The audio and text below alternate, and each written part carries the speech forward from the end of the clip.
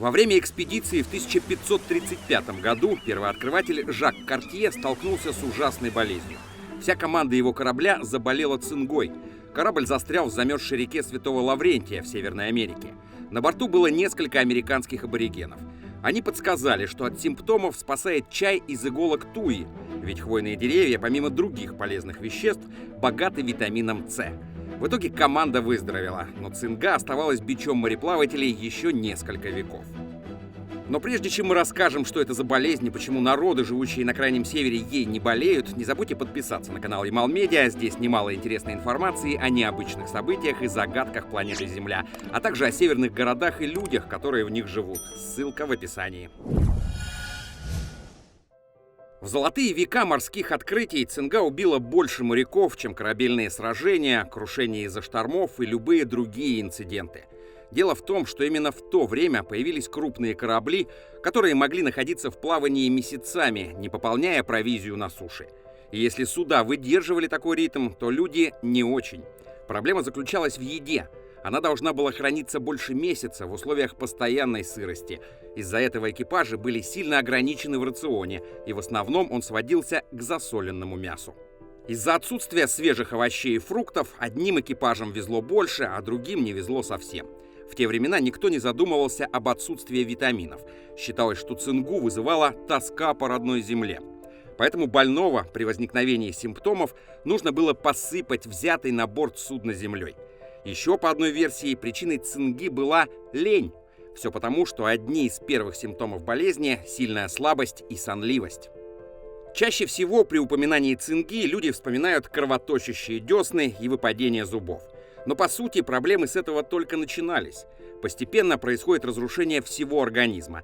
Трескается кожа, вновь вскрываются старые раны, пропадает эластичность суставов, что вызывает сильную боль при движениях. Но и это еще не все. Со временем кости теряют прочность, кровь густеет, и это приводит к нарушению работы сердечно-сосудистой системы. Плюс галлюцинации, сильнейшая усталость, сонливость и подавленное состояние. Симптомов так много, что порой становилось непонятно, одна это болезнь или несколько разных. В итоге человек умирает от кровоизлияния или сердечной недостаточности.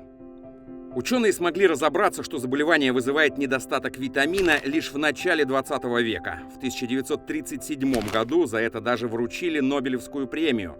А какие открытия мировых ученых кажутся вам самыми важными? Делитесь мнениями в комментариях. Любопытный вопрос. Если цинга – серьезное заболевание, вызванное недостатком витаминов, то, по идее, ею должны часто страдать северные народы. Ведь до недавнего времени на Крайнем Севере по понятным причинам было очень мало овощей и фруктов. Однако ненцы, живущие в самых суровых северных условиях, никогда этой болезнью не болеют. Все дело в оленях, ведь ненцы – одни из самых известных оленеводов в России. Это их исконный промысел, определивший всю их культуру. Кроме того, у них оленье мясо было принято есть в сыром виде. Без термической обработки оленина сохраняет в себе все витамины, в первую очередь С и В2, которых в ней особенно много. А как мы помним, именно витамин С – основное средство профилактики цинги. В оленине содержится в 5 раз больше аскорбиновой кислоты, чем в той же говядине. Витамин С защищает от простудных заболеваний. Также в оленине содержится цинк и медь. Комплекс витаминов, который содержится в мясе оленя, придает силы трудиться и закаляет иммунитет. Редко можно встретить ненца даже с обычной простудой. Восполнить запас витаминов помогает и рыба. Тем, кто никогда не жил на севере, странно слышать про то, что мясо можно есть сырым. Это считается опасным, потому что в сырых продуктах содержатся болезнетворные микроорганизмы. Это справедливо для любого климата, кроме северного. Здесь микроорганизмы попросту не выживают из-за холода, поэтому сырое мясо является вполне безопасным продуктом. К тому же ненцы подвергают оленину солению, самому простому виду консервирования, и она хранится еще дольше, не теряя своих свойств. Народы севера разводят домашних северных оленей и тем самым обеспечивают себя уникальным питанием.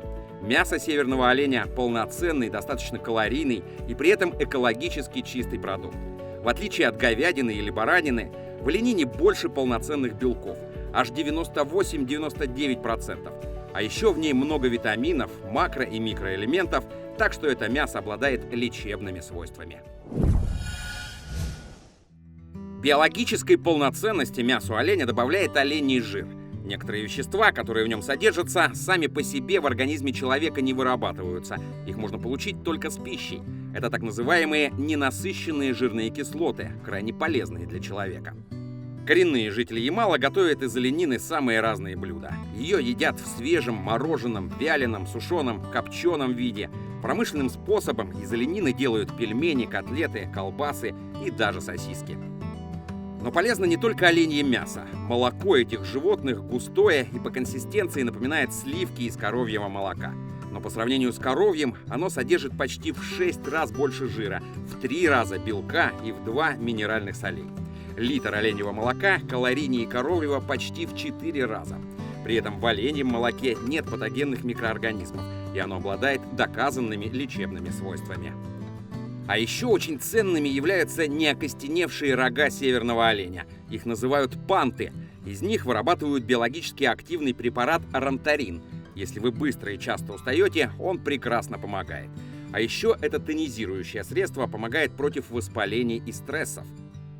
Несколько лет назад из экстрактов пантов северного оленя стали делать еще один препарат – вилкарнин. Он укрепляет иммунитет и снижает восприимчивость к инфекционным заболеваниям. А вот из тех оленьих рогов, которые уже окостенели, добывают поистине чудесную пищевую добавку. Испытания препаратов на ее основе показали, что они помогают при заболеваниях крови, печени, сахарном диабете, щитовидной железы, иммунном дефиците и язве желудка.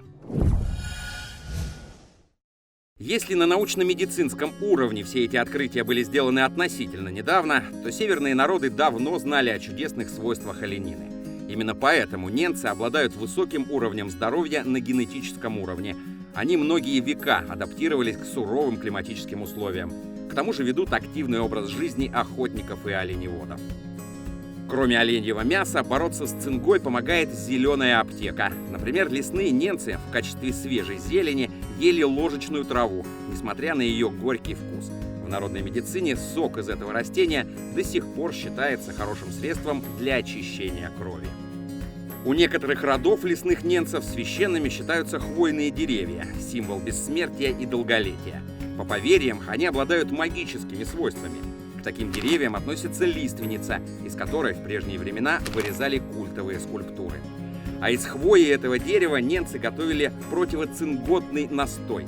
При воспалении легких – настой из шишек, а для лечения гнойных ран и абсцессов – настои хвои и коры. Для лечения ран использовали и лиственную смолу. Сначала ее разогревали над огнем, а затем прикладывали к ране и не убирали до тех пор, пока она сама не отпадала. Иногда к лиственной смоле добавляли медвежий жир.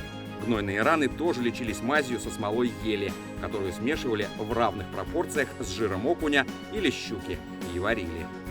У ненцев, как и у других северных народов, немало рецептов действенных лекарств, которые готовятся из того, что можно найти в тундре. Если вам интересно узнать о них подробнее, обязательно напишите об этом в комментариях. А еще не забудьте предложить свои темы для наших будущих выпусков. Но только после того, как поставите лайк и активируете колокольчик, чтобы точно не пропустить ничего интересного. А с вами, как всегда, был канал Ямал Медиа. До новых встреч!